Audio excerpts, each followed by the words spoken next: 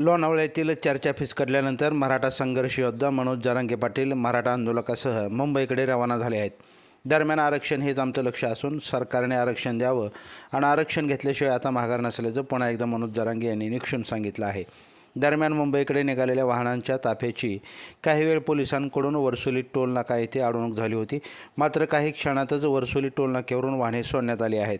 लोणावळ्यापासून 30 ते 40 किलोमीटरपर्यंत वाहनांची रांग लागली आहे. शिवाय ही वाहनांची रांग खोपोलीपर्यंत देखील गेली असल्याचं समजतंय. दरम्यान आझाद मैदान नाकारण्यात आले असले तरी पुढचा पर्याय शोधण्याचे देखील काम सुरू असल्याचं समजतंय.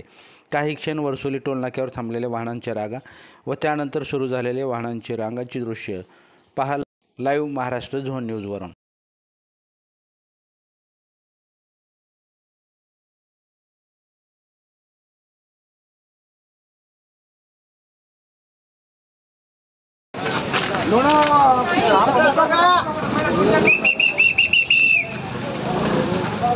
Thank you.